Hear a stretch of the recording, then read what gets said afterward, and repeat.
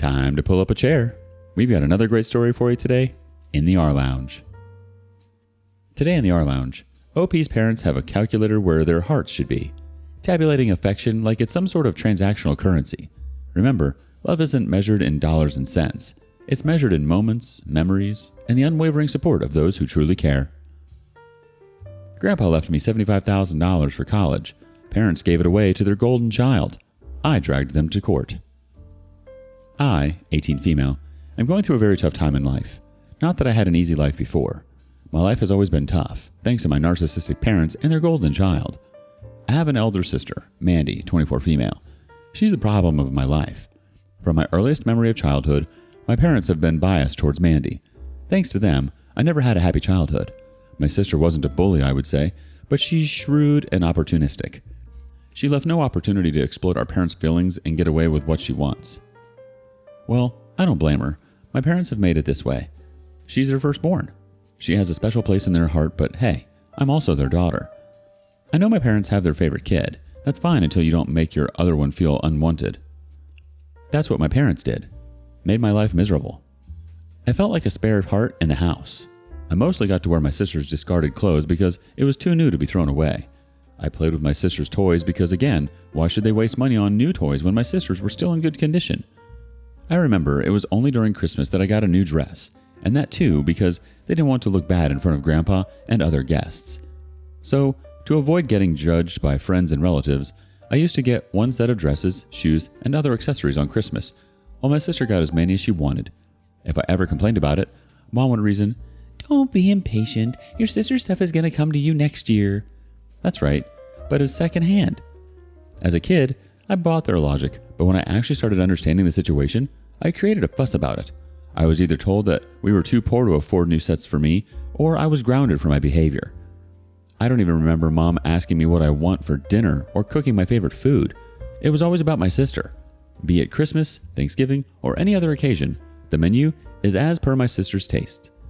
Once I rebelled about it and didn't eat the food and stormed off the dinner table. I was grounded and starved until I apologized to everyone and did the dishes for that entire week. Oh, it's so tiring to narrate my sorrow tales, but this is how it is. And you know why do my parents, particularly my mom, does this to me? It's because of her sister. My mom has suffered from narcissistic parents, so she ensured to become one. You see the irony? My mom is the eldest of two of her siblings. She says her parents pampered the younger one and spoiled her badly. Mom suffered the biases from her parents, so she decided not to pamper the younger girl, but the elder one. I feel Mom sees herself in my sister and treats her the way she wanted to be treated in her childhood. You know, that kind of feeling. By the time I passed out of elementary school, I grew so resentful of my parents and my sister that I started spending my summers with my grandpa. He was the only one who truly loved me. My grandpa was not very fond of my mom. I think he was able to see through my mom's preposterous behavior. Maybe that's why he always rooted for me. The year I completed elementary school, Grandpa invited me to stay with him at his farm. I felt so relieved. Never had I felt so free and relaxed. Grandpa got me everything I asked for. Guilty of saying this, but I fully exploited his love. I asked for everything I couldn't get at home. Dresses, Barbies, dollhouses, video games, and every stuff I used to be craving, but my parents didn't get it for me. I loved spending time with him at his farm amidst nature. He had a poultry farm and a small stable with 4 or 5 horses. He spent his days on those.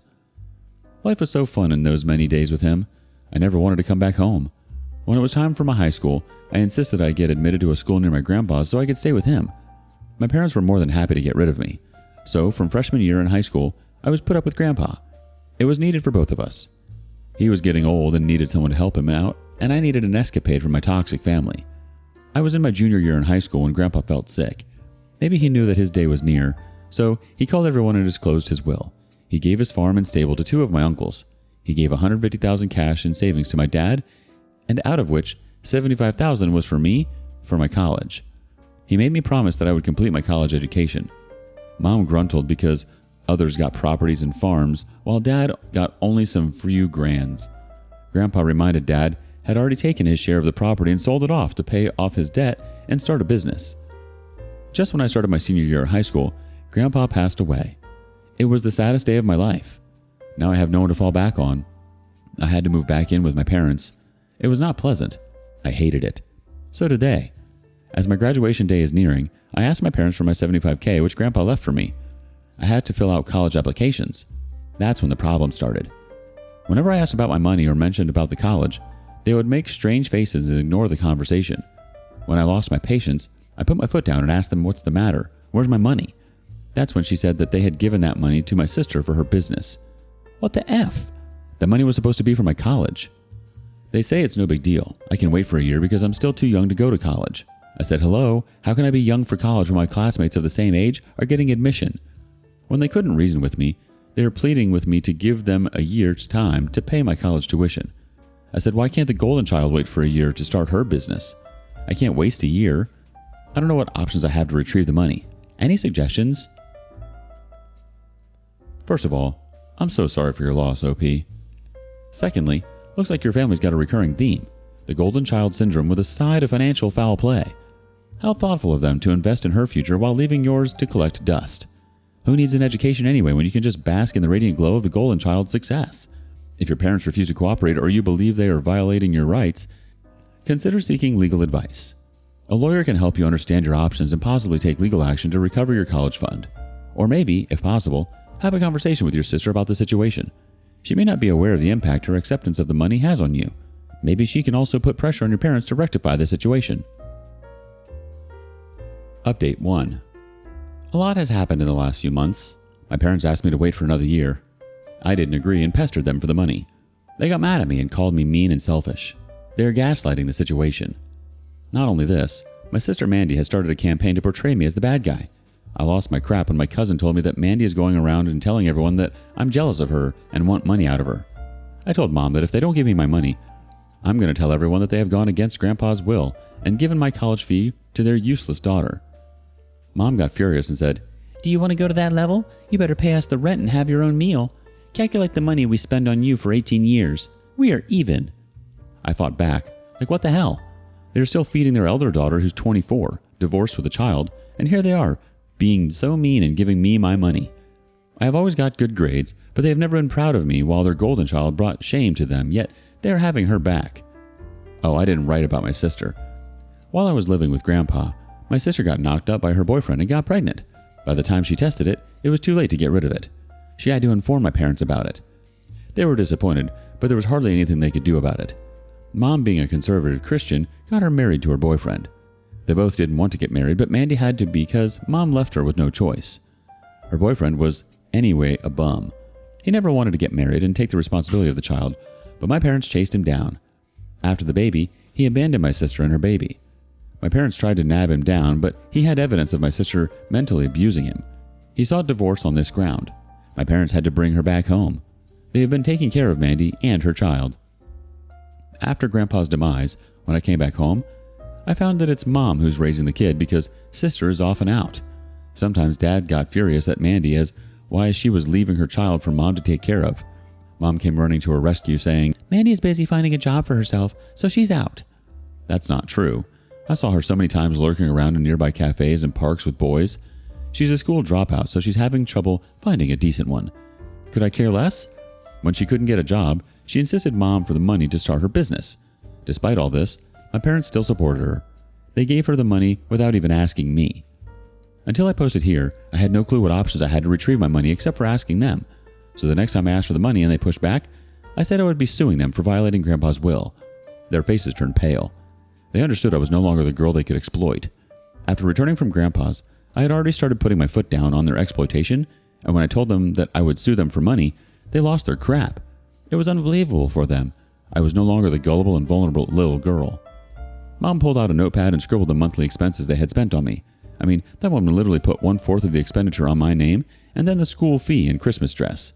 I was in awe while she doodled it, and at the end, she was like, "Forget about the $75K. You owe us $200K. Pay us before asking for your dang $75K. I got into a heated argument with Mom and then stormed out of the house. After lurking in the block for an hour, I took a bus to my grandpa's house where my uncle is living now. I asked for Grandpa's diary and took his lawyer's number. I called him up and explained the situation. I asked him if he could help me out. He assured me that I'm entitled to the $75K Grandpa left for me, and it was his responsibility that everyone gets as per the will.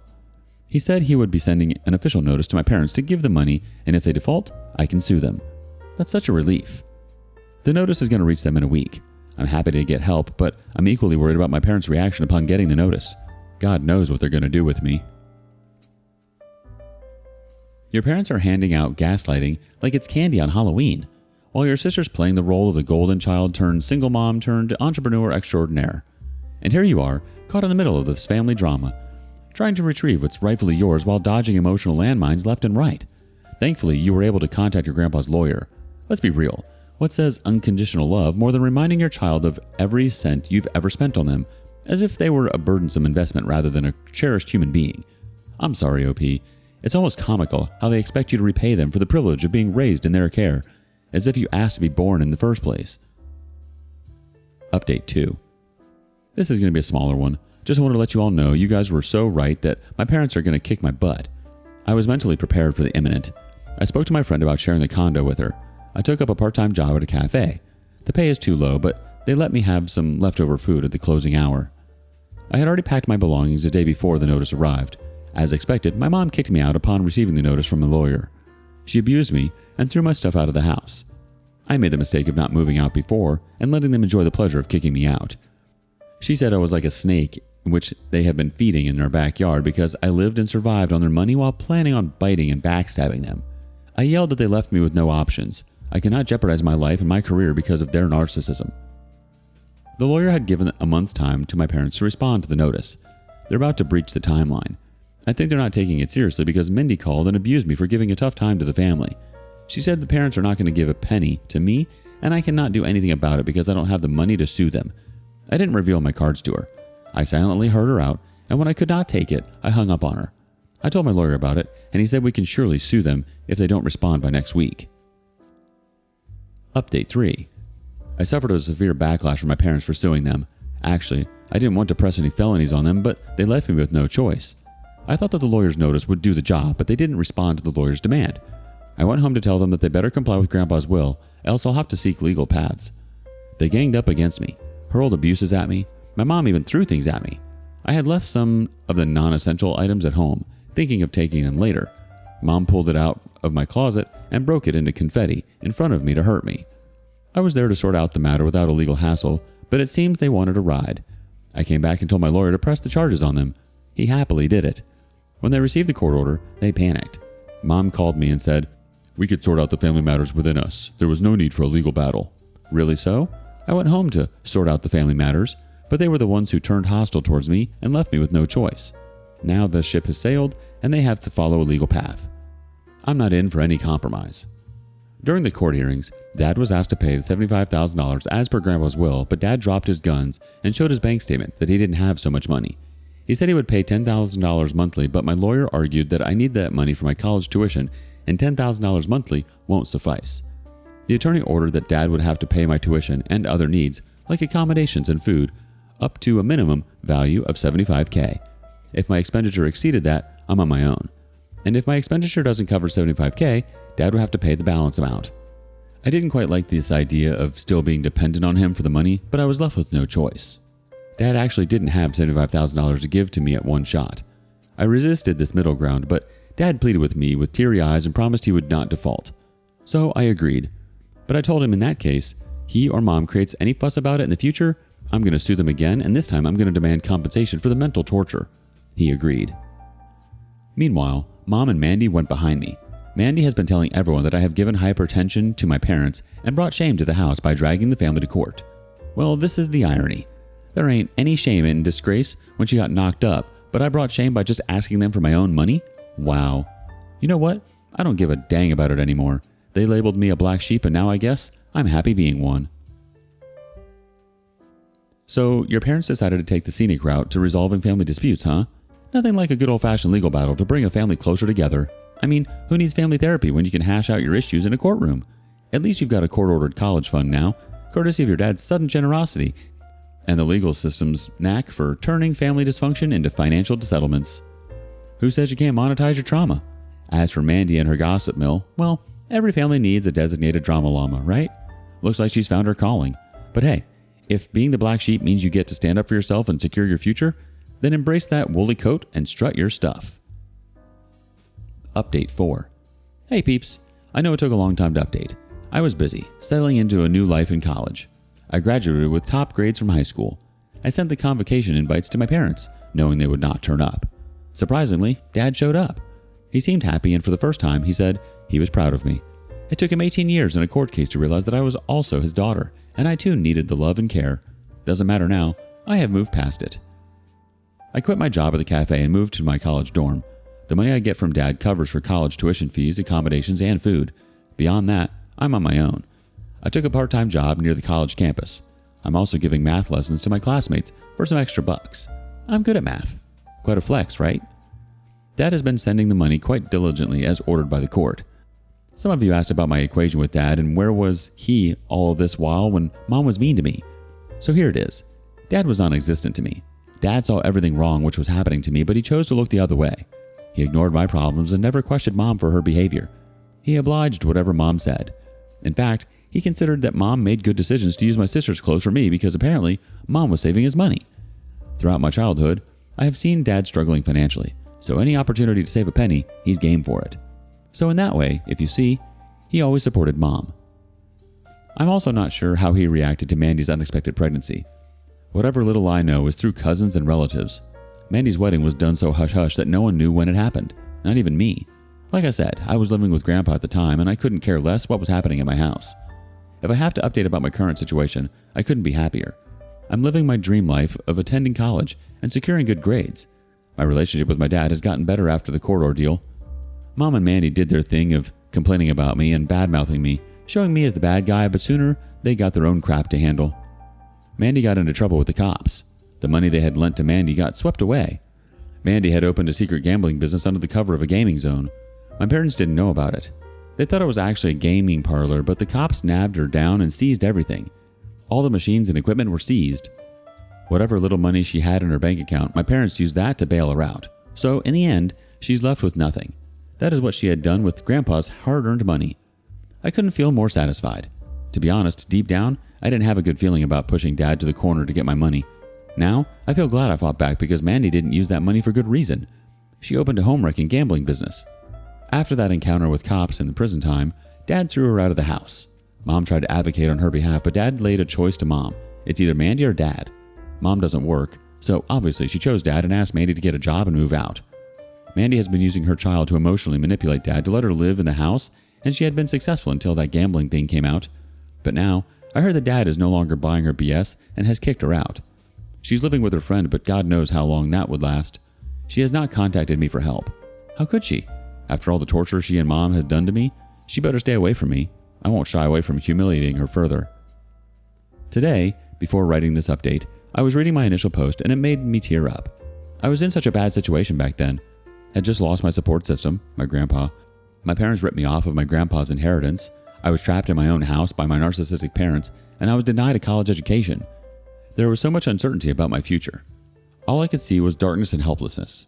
But a huge thanks to this community for all the support. I still miss my grandpa. It's because of him that I'm in college today. He's my guardian angel. I know he's blessing me from wherever he is now. Well, how the tables have turned. Dad finally decided to grace you with his presence at your graduation, huh? Must have been a real shocker for him to realize he had another daughter besides Mandy. Took him long enough.